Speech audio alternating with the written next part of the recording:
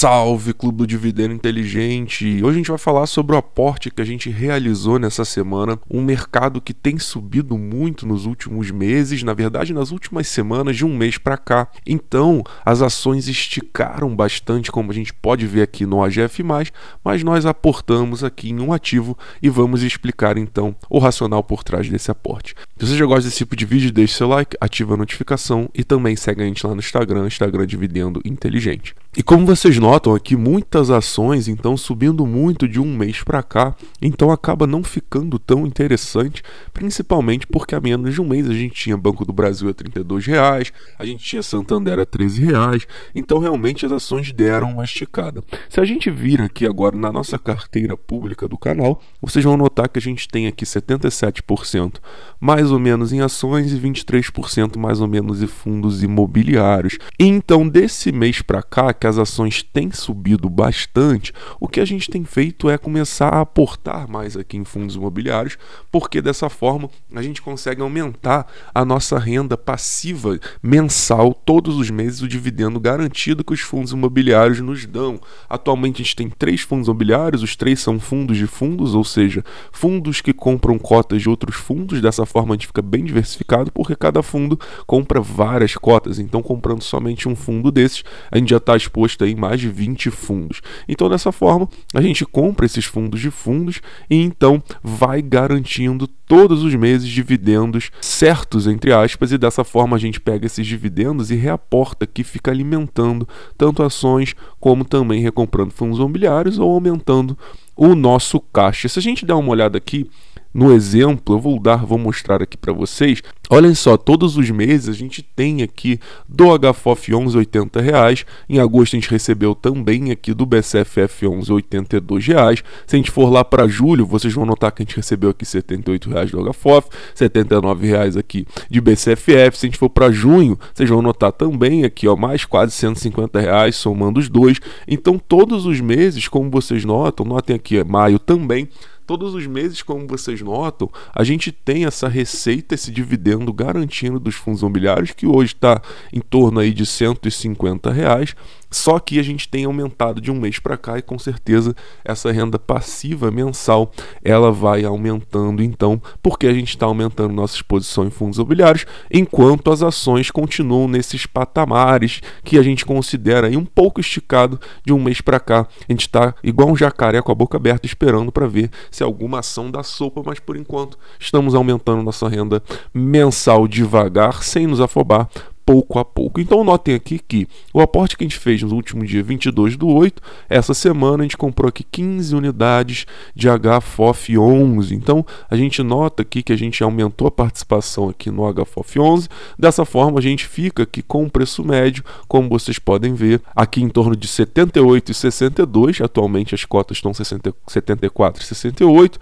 Então estão perdendo um pouco, mas sem problema. Vocês notam aqui também que a gente recebeu aqui R$545 desde que a gente começou a investir em HFOF. Então, na verdade, a gente perdeu 689 pela desvalorização da cota, porém é um prejuízo não realizável. A gente ainda está com as cotas e não pretende vender.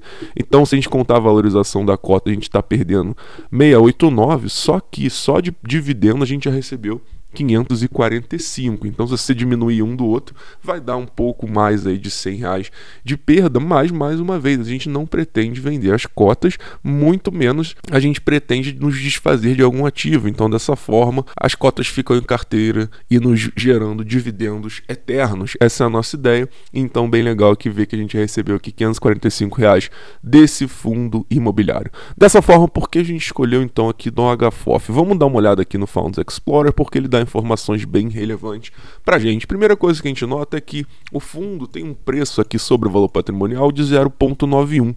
Isso é ok, muito similar às ações, significa que ele está cotado a 91% do seu valor patrimonial. De certa forma, os fundos de fundos acabam apresentando um preço às vezes abaixo do valor patrimonial, porque a gente sabe que tem taxa de administração nos fundos de fundos, tem às vezes taxa de performance, então acaba já estando aí descontado, isso já está precificado aí, como a gente pode ver. Mas eu considero 0,91 um bom preço ao valor patrimonial para um fundo de fundo. Mas o que interessa mesmo para a gente é o quê?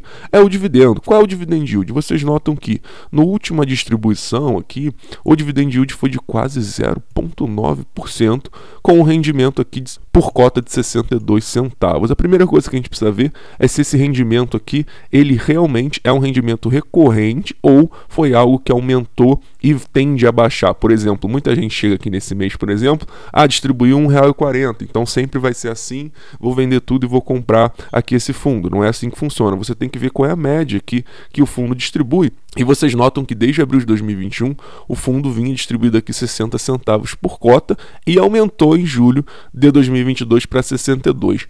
Eu abri aqui rapidamente aqui o relatório para a gente analisar aqui e eles falam aqui que elevamos o patamar de dividendos mensais e seguiremos avaliando ao longo do segundo semestre, ou seja, elevaram o patamar de dividendos mensais. Dessa forma, a minha expectativa é que eles continuem aqui a distribuir pelo menos 62 centavos por cota, mas se você quiser ser mais conservador, você pode contar aí com 60 centavos. E dessa forma, então, a gente utiliza justamente para calcular qual é o dividend yield que a gente está comprando, na verdade, que a gente comprou aqui, qual foi o dividend yield que a gente comprou aqui nesse aporte de R$ 74,96 por cota. Então a gente chega aqui e bota 62, que é o dividendo mensal por cota, dividindo por 74,96 e a gente chega aqui em 0,827% de yield todos os meses. Então isso, se a gente fizer uma conta simples aqui de juros simples, na verdade deveria ser mais que isso, porque a gente está fazendo aqui juros simples,